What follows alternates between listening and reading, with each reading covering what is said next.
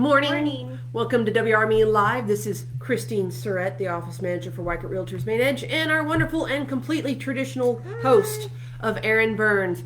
I am here as a overly chatty version of Carl. As always, I am generally the substitute when Carl or Aaron are out of town. Carl, Get one more dose of her next week, because then I will be out of town and Carl will be back. yeah, but Carl gives me the glare and tells me to shush. Right, yeah, you guys have seen this where he turns and goes, "Yeah, I know. I'm well trained that that's the shush." Aaron just deals with my yakking. I take it as a blessing. Okay, summer. I am so excited. My zucchini's coming up nice. My golden squash, and I have onions growing and all sorts of plants going.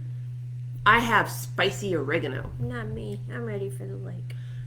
Yeah, my family does a big lake trip every year, and I'm actually looking forward to being able to more fully participate. In the past, I kind of borrowed a sofa from my parents, and then when I had kids, we all borrowed sofas from my parents. And it's nice that for Mother's Day, my husband agreed to let me buy myself an RV, which means I'll be paying for an RV out of my commissions. And so, but it was nice that we got our own little starter RV. I actually think it might be our long-term RV to go on lake trips and whatnot. I'm not as advanced as Aaron, who's been doing lake trips for a long time as the lead person. So it's going to be my first time actually being... in one of our tents.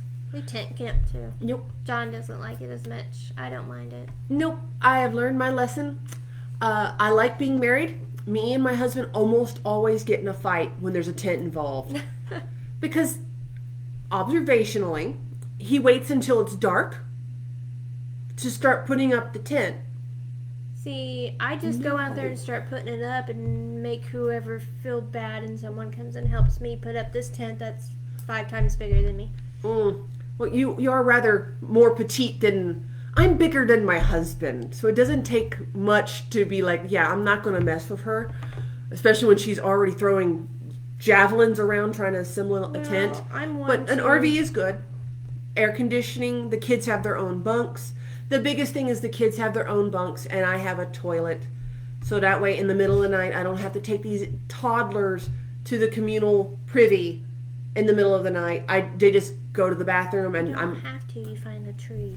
I know, but I don't want to leave the tent to drag toddlers through anything pitch black, even if it's just to a tree.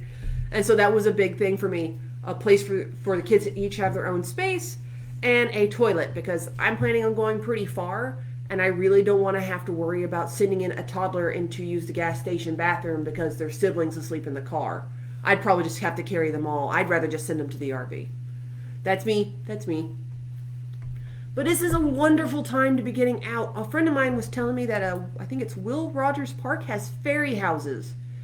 And her kids were just kind of going around taking a look at, fairy house. Are you familiar with fairy houses? Fairy gardens? The little bitty ones. Yeah, they made a little bit bigger ones and apparently there's a couple of them out at Will Rogers Park, I think. Okay. And so you could go and look for fairy houses, and they look like cuckoo clocks almost, but like more realistic and less plastic. All right. And so it was, I didn't even know that was a thing. So I love how people are getting creative and getting outside and still respecting what's going on right now, as you guys are well aware of social distancing and whatnot. Get outside. And they're going out into their yard, they're walking their neighborhood, and they're even going to parks, and you can just see them naturally. Okay, they're coming towards me. I will just go out this way. And they almost automatically kind of part and then come back together on the walking trail without any word being said. No judging, just courtesy. See, I always did that before anyway. It was like, And maybe that's why Oklahoma, compared to other states, is having less of an effect. We're used to being courteous. No offense to New York and California. I've been to New York City, not the most courteous people by direct comparison with Oklahoma. Go to Boston. Oof, I don't want to go to Boston. I do want to go to Boston to see Ironside because I'm a dork. But it's just, we grew up differently. And even people that come around here acclimate to the kindness fairly quickly because they're like, I'm okay with not being treated like crap. Yeah, when you cross the street and someone stops for you in Boston, don't wave and say thank you. Just keep walking. They don't understand the thank you wave. It's there's someone I followed on the internet, and he's from Jersey. And so when he moved to Texas, everyone being so nice, he was so ill at ease. He's just like, "Why are you so nice to me? Do you want my blood?" And it's a different cultural raising. And so we automatically, if only by societal training specific to Oklahoma, are doing the gaps and whatnot, and kind of be courteous because we've just grew up, and or our culture has been one of a more courteous fashion. Direct comparison, like I don't know about Kansas or Oregon or anything like that, but direct comparison between New York and Oklahoma, we're nicer. We just are. Good thing about that though is like right now, regular open houses are starting to start happening again. So you can physically go in and see a house during an open house. So this is a good thing because we're naturally polite anyway. So in an open house, someone's going to step back and let you walk into a room instead of try to meet you at the door and for the most part, slide by you. There's going to be even more space and grace on a cultural level by default. And I think that's going to be a good thing. But there's also going to be a lot more rules. Some people are going to have it to where they request you please take off your shoes, which some houses already did that because they didn't want mud in their house. I have slippers usually. There's also slip-ons. There are ways where agents and sellers can work together to find a happy medium to hopefully have either like slip-ons so they don't have to take off their shoes, or provide the mask if that's a big enough concern for the homeowner. There are people that are immunosuppressed out there that even if it has nothing to do with COVID, they're recovering from leukemia. They just have to be careful about bacteria. They're just choosing to downsize because they need to downsize now rather than later. Things do time out where it's not always to the advantage to have a lot of people walking through your home. That's just life. And so I do like that it's more normal now to accommodate those kind of limitations than it was even a year ago. I remember seeing an open house. I was not doing it, where all these things were requested and people were like hesitant because why do I need to take off my shoes? Why do I need to do all this? Well, this person's immunosuppressed. They like living and we like them living. So well, see, if I have anything where I need someone to take off their shoes and put on slippers, when I go in, I immediately, as the agent, take off my shoes. Because if I walk in, someone walks in to see the house, and I have my shoes off, they're going to feel less uncomfortable when I ask them to take theirs off. Because if I have mine on, why can't they have theirs on? It's a lead by example. Common thing in almost any industry is if the person who's kind of the forerunning of it does it, the people that are following will do it too. Especially, we used to have an agent, and he had a lot of people from Asia that were listing their houses, and they were very particular about no shoes. And so without saying a word, as soon as he got in the house, he took off his shoes, put them in the appropriate spot, and people just automatically copied him. This fellow was not of Asian descent, but because he did it automatically, they automatically did it. Or they would ask him, every once in a while he gets someone that asks, and he'd be like, oh, they're very particular about this. This is where we put on our shoes. If not, I have slip-ons for those rare occasion for that one person that's like, I at this hour of day, I would not get my shoes back on. Okay, slip-ons, and finding a middle ground to accommodate as best as possible. And so there's a lot of ways that people are just getting super creative. But one thing that I think is cool is people are opening their windows. We've gotten so accustomed to our wonderful air conditioning that this whole thing has reminded people that fresh air is available. And one of the best ways to get a funk out of your house is just to open your windows and let the air take it. Fortunately, we've had a very kind of mild spring so far. We're very known for rotisserie style, very humid, and very like bakey from the outside in kind of heat. And so it's kind of nice. We had the moisture. We've been needing the rain. We've always needed rain.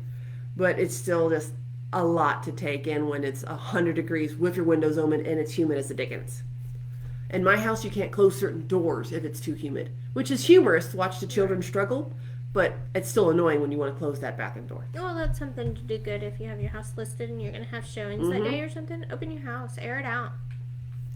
Even if you don't have pets, even if you're not a smoker, things just kind of get stagnant or stale from just sheer not a lot of airflow. And so, good fresh air, fresh breeze coming through might add just a little bit of crispness or freshness to it that you may not have realized it could have used. I sure you go to anyone's house and they may not smell this hidden odor that they just become numb to their specific home. And it's even if it's just like the burnt coffee in the coffee pot because they always forget to take it off until right before they leave for work. Not everyone's going to like the burnt coffee smell. It used to make me nauseous. I did not like that smell for the longest time. And so just airing it out a little bit goes a long way to help thin out those smells and help them imagine it being their home rather than the house with the burnt coffee Or smell. if you're doing any repairs like now, painting, any massive, heavy cleaning, the windows help air out that too. So, just a thought. It does go a long way. Now, if you're seriously thinking about listing your house anytime soon, and you want to get top dollar, you might consider having a pre-inspection, a home inspection done before, so that way you can find anything that might be FHA non-compliant. For instance, flaking paint. Front of your house, you never noticed it, but the inspector noticed it above your back porch. That's not FHA. Now you have time to scrape and paint. Or we notice it. That's one of the things when we walk through a house. I've done it before on multiple listing appointments.